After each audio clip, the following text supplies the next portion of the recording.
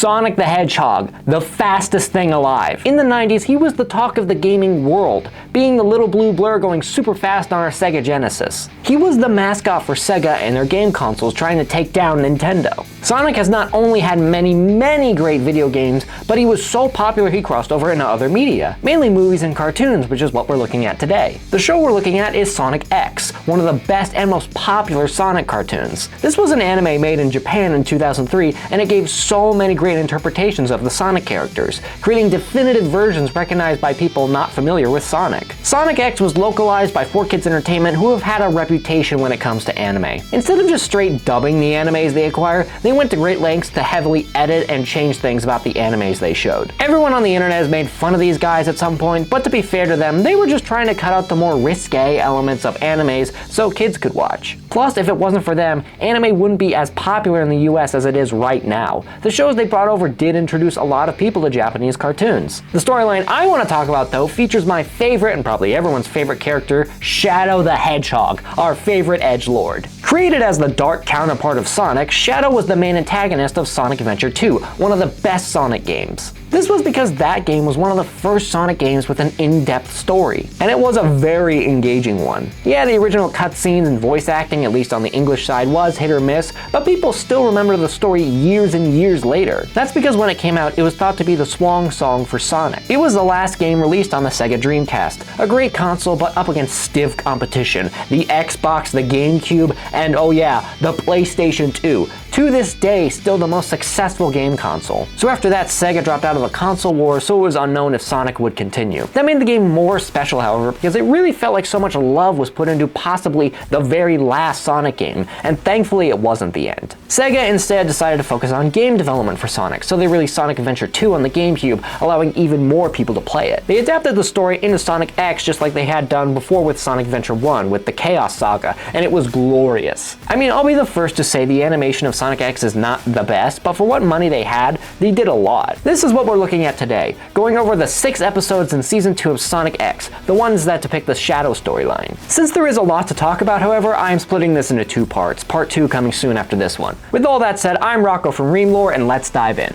By the way, if you enjoyed this video, make sure to like and subscribe because we upload videos just like this one on our Reamlore channel. Season 2, Episode 7. After a brief recap of the Chaos Saga and the super catchy Sonic X theme song, we open with Sonic racing through the destroyed remains of the city that Chaos trashed. More fallout from the previous saga as we see everything getting cleaned up and repaired. Sonic and his friends are helping out as we meet the President, voiced by Ted Lewis, talking about how he wishes he could help people like Sonic. Ted Lewis is most well known for voicing Bakura and Jack Atlas from Yu-Gi-Oh! His assistant tells him there is a group of scientists building robots to counter Eggman, and that he's getting a new driver called Sam Speed. We then meet Chris, played by Suzanne Goldish, who is one of the most cookie-cutter characters in Sonic's history. He's a young boy Sonic and his friends befriended that acts as their middleman to the real world. He's a lot like Bella from the Twilight books, a blank slate so other kids can put their personalities onto him. Really, if you cut him out of the show, not much changes. And I don't want to be that guy, but he can be a little bit annoying because he's super pouty during this whole arc. Chris does almost nothing in the series except needing to be rescued, unlike the other human characters who have cool moments or contribute in some way. The way to fix Chris in the show is to give him something to contribute to make him more likable. Make him a scientist to help out the team in the lab, or an ace pilot who can fly Tails' plane when they need it,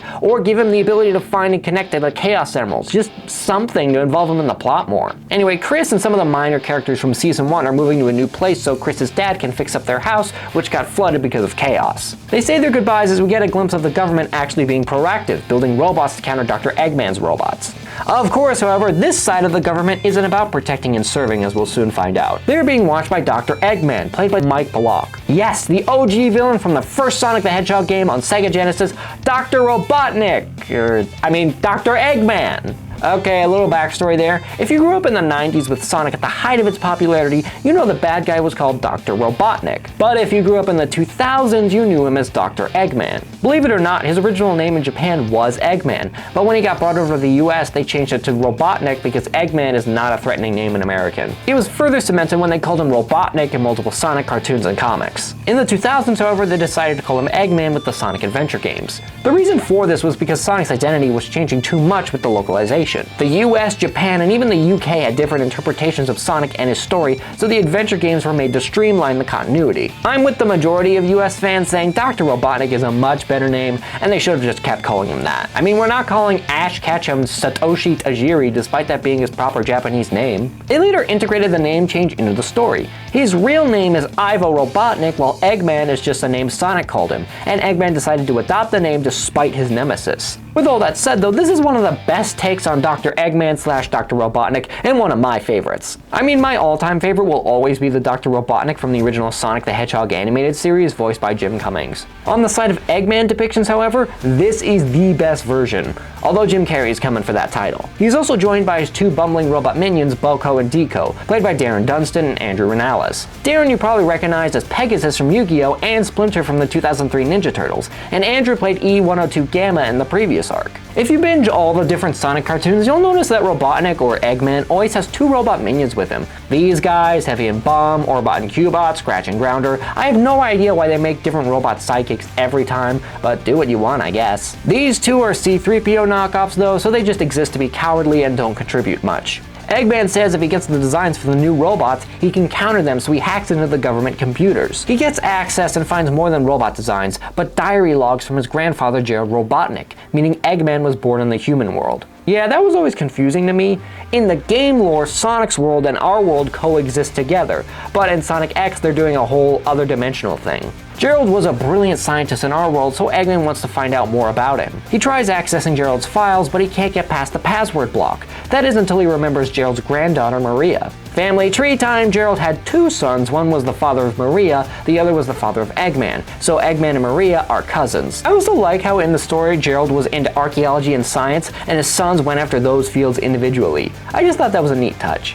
The government finds out what Eggman is doing and tries to stop him, but Eggman is a better hacker and not only takes the files for himself, but deletes the originals on the government servers. Reading through Gerald's diary, he finds a message saying that he's completed the ultimate creature, Shadow, who will carry out his will. Now it sleeps, but one day he will awaken and unleash total destruction, so of course Eggman is going to wake him up.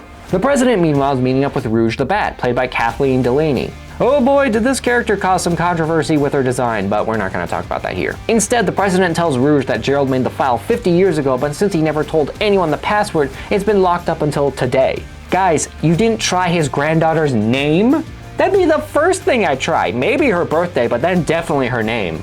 They all figure Eggman is behind this, and the president wants Rouge and her partner Topaz, played by Casey Rogers, to find out what Eggman is going to do with Project Shadow. Rouge and Topaz talk and figure if they bring Eggman a Chaos Emerald, he'll meet with them. We also meet Sam Speed, played by Greg Abbey, who was another minor character from Season 1, and someone who would have been much better to follow around than Chris. Greg Abbey I know as voicing Yusei and Tristan from Yu-Gi-Oh! And Raphael from the 2003 Ninja Turtles. Speaking of the wooden plank, Chris is sad, get used to that, because he doesn't like his temporary home. Back to the relevant characters, Rouge and Topaz go to where a Chaos Emerald is located and plan to steal it. We also meet Scarlett Garcia, played by Megan Hollinshed, another minor character from Season 1. Megan also voiced Mai from, you guessed it, Yu-Gi-Oh! Scarlett is pretty famous for covering the Chaos case, and she's meeting with Mr. Stewart, also played by Andrew Rannell. He's another minor character from Season 1 who is really a government agent. Mr. Stewart tells Scarlett about Project Shadow, but she's well aware of it. Her father investigated the project many years ago before he passed. Mr. Stewart says someone has kept the project a secret for many years, and that if they work together they can find out the truth. Back with Rouge, she isn't stealing a common Chaos Emerald, instead the Master Emerald, which Knuckles is not too happy about. Knuckles is played by Dan Green, who voices Yugi Moto from Yu-Gi-Oh! Dan is the best. He says the Master Emerald keeps the Chaos Emeralds under control and it can't leave, but Rouge doesn't listen and takes the emerald, along with Topaz finding the blue Chaos Emerald. Eggman, meanwhile, has broken into prison, and this is why I really like this version of the Egghead. He is having so much fun breaking into this lab and destroying everything in sight. He's the best. Eggman destroys all the inferior robots in his way and finds Project Shadow. It's a shadow creature sleeping in this machine which is 50 years old. Eggman enters the password and inserts the white Chaos Emerald, which powers up the machine, and he can't believe who walks out of the tube, bringing this episode to a close. Alright, how does this one rank? Characterization, I'm giving a 2. We don't really see much personality or character from anyone in this episode, aside from Eggman having the time of his life. To be fair, it is a setup episode, but you could have given the characters a little something more. The story is getting a 4. Saying something mysterious happened 50 years ago will always pique interest, so that makes the story fascinating, although it is weak in some spots. Entertainment gets a 4. Eggman alone makes this episode entertaining, but everything else is fun too. Importance gets a 5. This is the kickoff episode of Shadow's debut and the start of the arc. It's an important watch.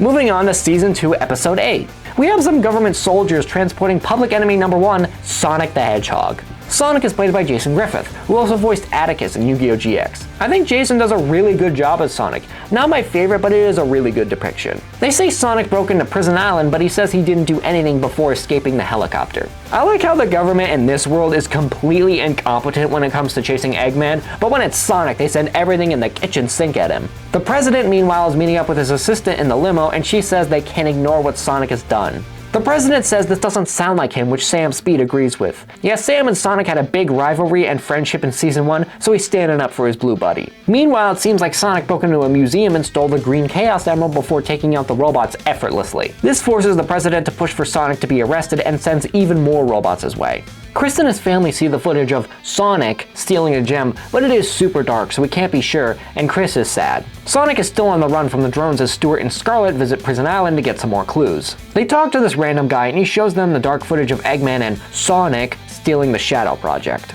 Sonic fights off more of the government robots until we finally meet the very best Sonic character, Shadow the Hedgehog. Heck yes! Shadow the Hedgehog is Sonic's best character. I'll get into why as we learn more about him, but I have a massive smile on my face every time I see him in a story. He's like the Tommy Oliver Green Ranger of Sonic. Every time Shadow shows up, the story gets a million times better. He is also played by Jason Griffith, and while he does a really good job as Sonic, he absolutely nails Shadow. He is my absolute favorite voice for this character. He just sounds so villainous and cool. There's only one aspect of Shadow I don't like. For some reason, everyone thinks Sonic and Shadow are identical, and it's kinda stupid. I'll forgive the character so far since the only times we've seen Shadow is when he was filmed in dark rooms by low quality cameras. So it's understandable they couldn't make the distinction. But in some instances when they are in clear view in broad daylight, they still get mistaken for one another. One is blue and one is red and black. It's not that hard to tell them apart. Shadow introduces himself and Sonic figures out it's been Shadow doing all these awful things. They have a race and Shadow, if you didn't know, uses these hover skates to run around, which is just awesome. Shadow gets the upper hand as Eggman flashes back to what happened on Prison Island. Shadow bowed down before Eggman and says that since he freed him, Shadow will do his bidding. Shadow shows off the Green Chaos Emerald and demonstrates the power of chaos control. Using an emerald, he can teleport freely, and unlike Sonic, he doesn't need all 7 to access their powers. Shadow starts wailing on Sonic, but he's just playing around. He says Gerald Robotnik gave him the ability to use chaos control and leaves Sonic for the police. Sonic gets quickly surrounded by the cops, and Chris tells him to surrender to not make things worse. Sonic agrees when the cops mention they're going to bring him to Prison Island. They take him away as Shadow says he won't let anyone stand in his way. Eggman is super excited about Shadow defeating Sonic and getting him thrown in jail. Shadow says they still need 5 more Chaos Emeralds to activate the Eclipse Cannon so Eggman can become the master of the universe. Eggman gets a message from Rouge who wants to meet him, and when they do meet, she gives him the blue Chaos Emerald and says there are more waiting if they team up. Chris, meanwhile, is taking his family's boat to break Sonic out of jail? What? Chris, my dude, you just told Sonic to turn himself in so things don't get any worse, and now you want him out? Why did you tell him to go to jail then? Who cares about that though, because he is heading out with one of the best human characters in Sonic's history, Mr. Tanaka, also played by Darren Dunstan. Mr. Tanaka is the best. He's like a super ninja butler. It's like Alfred in his mid-20s. Mr. Tanaka might be the coolest dude on this show behind Shadow. It brings up a weird but really cool aspect of Sonic X. Aside from Chris, all the human characters are really fun, and I enjoy seeing them pop up from time to time. Even the nameless extras that get a few lines are pretty memorable, which is a huge strength for the moments between action scenes. Tails and Amy, meanwhile, also head to Prison Island to rescue Sonic in the X-Tornado, which is my favorite Tails plane.